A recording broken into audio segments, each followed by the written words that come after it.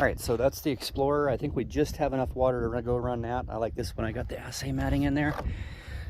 And for size comparison, that's the Boss 2. That one, I bet you could feed that really fast. Love them both. I haven't got a chance to use this one that much. The flow has just not been enough to run that in Arizona a lot this year. But so we'll put that one up, unfortunately. And we'll take, I gotta haul all this down to the creek. Got a ways to hike over there, so I'm not even gonna take boots. I'll just let my feet get wet. Yeah, let's get down there. Well, maybe just enough. Got a nice incline on it here, and move some rocks out from out in front of it. I should have a really, definitely have enough classify. I brought a 1/4-inch classifier, but definitely have really good, exceptional fine gold recovery. Can't wait to pan this out and see what we end up with in here. I said I'm really impressed with these drop riffle sluices, this Angus Mackirks. The amount of small gold that I find in them when I do clean outs. Move all this, let the tailings come off and settle. All right, looks good. But barely enough. All right. You guys that have been with us kind of know where I'm at up here, and a couple of friends and I started that hole up there, was finding some decent gold in it. Again, this is Upper Big Bug, kind of up by Breezy Pines, and gotten a lot of rain, as you can see. Just wish there was more flow. Been really nice to have the 3-inch dredge out, but of course I'd have to recirculate somehow or something. But well, let me see. Saw some decent gold come out of this hole here. Let's see if that dredge hole's still there. I had the 2.5-inch dredge before I got the 3-inch. You could tell there was definitely some flow going on, so it looks like there's the hole. Oh, it's still open. That's the hole I had done with the 2.5-inch dredge. Didn't do very well. I think what the problem was, that narrow sluice box. I was blowing all the fines right out of the box, and to get enough suction. So I said I love that new 3-inch Keen that I got, a high banker dredge combo. It actually has a really good, huge punch plate and a big 14-inch. I think it's 14 or 6. I think it's 14 inches wide box. There's the rocks I threw out of there, but well, I could try getting some material from down in the bottom of that. You know, let's get a bucket classified, and we'll head to the sluice. Well, you can see how deep down I'm going. Kind of leaving off from the dredge hole there. And that was as deep as I could go with just wearing the waders without having, at the time, the cold water spilling in them. But let's see. Just need a little more water in that bucket to come up to the bottom of the classifier there.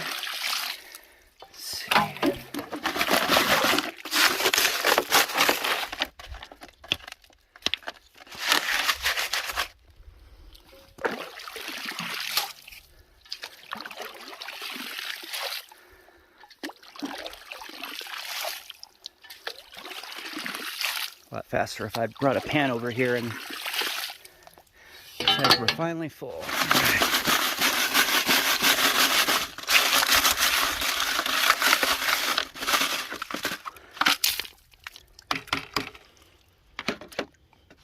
Definitely, if I was in an area where I find a lot of nuggets, or even one nugget, pickers, whatever, it'd be beneficial to bring a sensitive VLF to go over your throw out pile.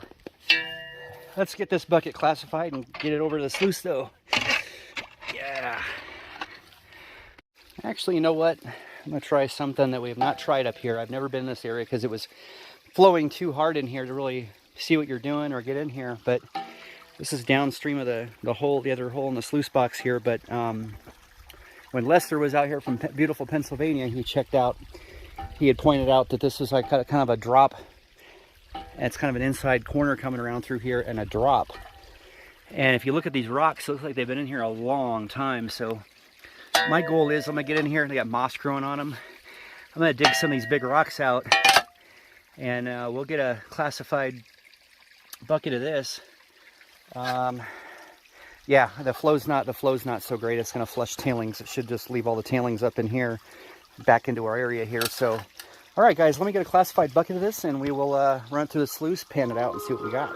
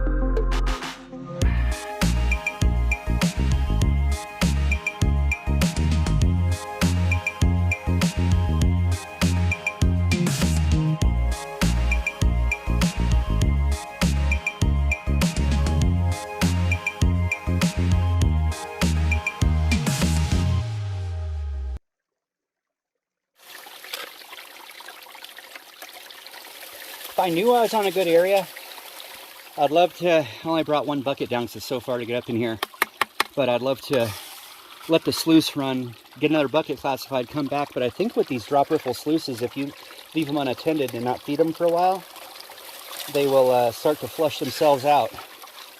But it's a fine trade-off because these are so light, great gold recovery, and they clean out in just seconds. There's no taking carpet out and everything else, and you don't have to have the flow that you do with the raised riffle sluices.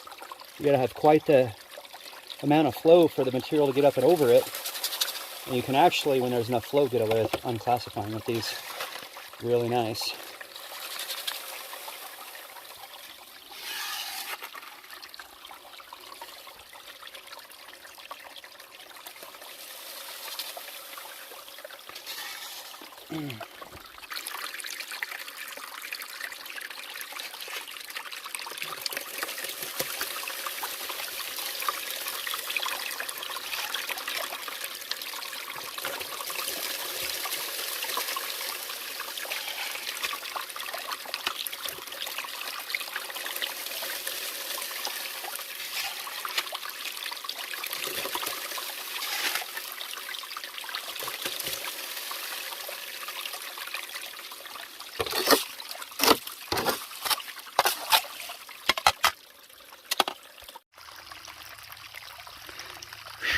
All right, so no big chunks, but a lot of fine gold out of that one bucket worth.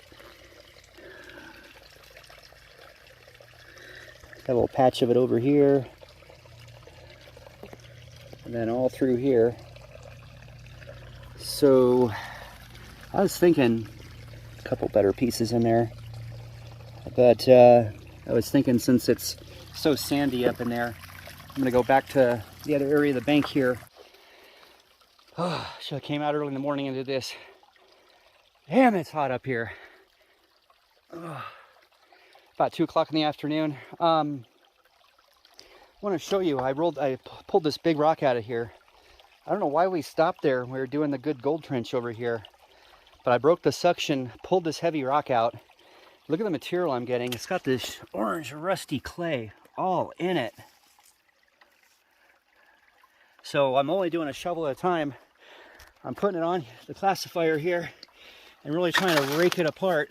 Oh my God, look at that, just stuck. Could either be really good or nothing at all, but we're gonna try.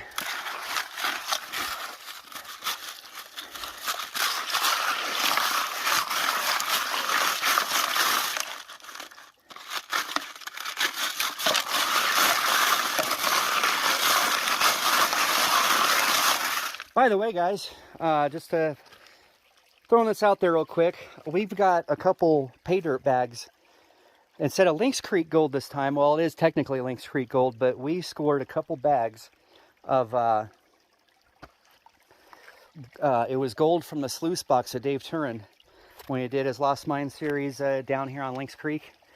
up by Fane Park there. Apparently he sold a bunch of gold to somebody we know, and like $28,000 worth or something. So by the way, you don't just have to be a Patreon. How about, we're about to hit 3,000 subscribers. When we hit 4,000 subscribers, we're going to give away a fat, juicy, beefy bag of that, made with a good amount of Dave Turin gold from his sluice box in there. So if you want to, we're going to have a video up here behind this one that'll have a Patreon drawing, but that's the gold you're going to get is out of Dave's sluice box from Gold Rush. Pretty cool, huh? Whew. All right, let me get this bucket done, and let's hope this one's better. All right, guys, we got us a whole little less than a 3/4 bucket. So today's total will be about, look at the color of that beautiful broke up clay. A bucket and a half worth of material.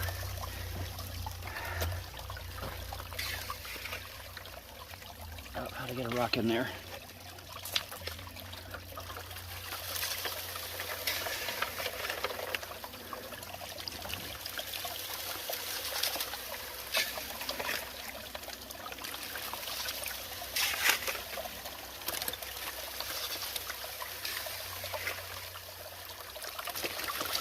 I noticed the first surprise of the recovery we had with that first bucket, because the end of the sluice was in the water. I had the angle way too steep, and that's why I learned about these. There's a threshold where I don't know how many inches per foot, 2 inches or so. I mean, less than an inch, but I had it a little over an inch per foot, and it was just, the riffles didn't have like anything left in them. Sorry, I had to wipe my glasses off. We got sweat going here, but I think I got it tuned in really well right now. That and lifting the end of the box off out of the creek is really going to help that flush down there at the end.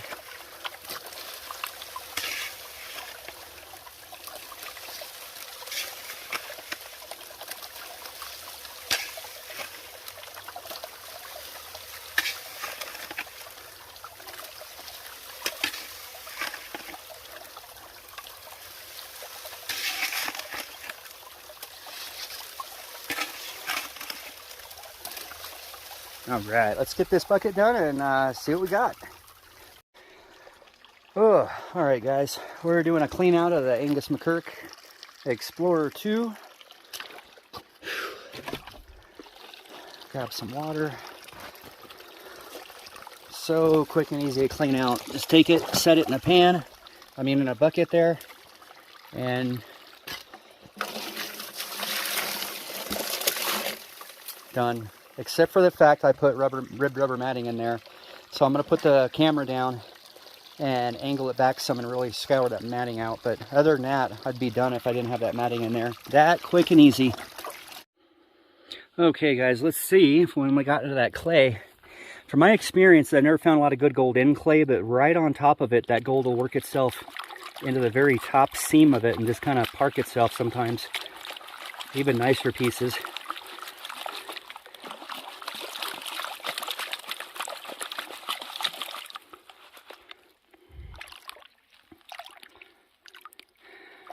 Now I didn't have this much cons left over. What I did was I left some of the sticky stuff on the sidewalls of the bucket in the very bottom, around the corners.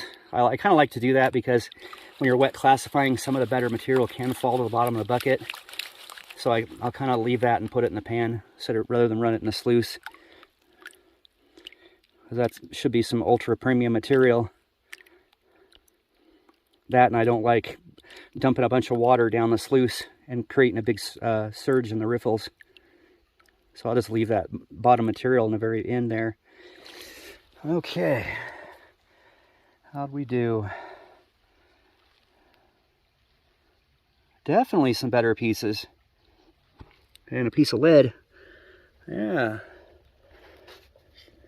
Definitely some better pieces down in there. Looks like massive amounts of super fine gold as well. I'm blown away by look at the super fines in there. I don't even know if you can see them, but the recovery of these drop riffle Angus Mackirk sluices is just amazing. Well, let me add what we got from that, and we'll show you what we got in just a bucket and a half. Okay, yeah, it's not horrible for what, a bucket and a half worth of material total. But this, I know this camera won't even focus on it, but here, let me try to tap the middle of the screen here. Not gonna work. But there is a line of fine gold all down in here that I'm blown away that drop ripple sluice caught. I mean, just like powdered dust. Goes to show you just don't have a massive flow running through it. My other word of advice, if you're running any kind of wash plant, that would be our dream, to find a patented claim. I think someday it's in Amy and I's future. But what I would do if I had a wash plant after the main sluice, because those big sluices, well, even like a dredge setup or whatever, you're blowing so much material so fast through it. I know they have a nice under design that Keen makes that runs off a separate water line for a separate underneath sluice. Is really cool. In fact, the prospecting shop in Prescott Valley has one right now. We used to have that. It's sitting in the middle of the floor. I think it's under $1,000. It's a several $1,000 dredge. I think it's a 4-inch, I believe. But anyway, after end of a sluice, I would put an extra, maybe 10 or 12 foot long run, but make it like an alluvial fan that starts out the same width of the sluice, but then fans out and really gives all that fine gold and that material and water time to slow and that fine gold to drop out. But pretty good. Amazing recovery. I think we caught about all of it, guys. And I wish this camera could show that dust. It's absolute dust. All right, guys, we're gonna head home. I'm gonna pack all this up, and we gotta go give away a couple bags of Gold Rush Pay Dirt.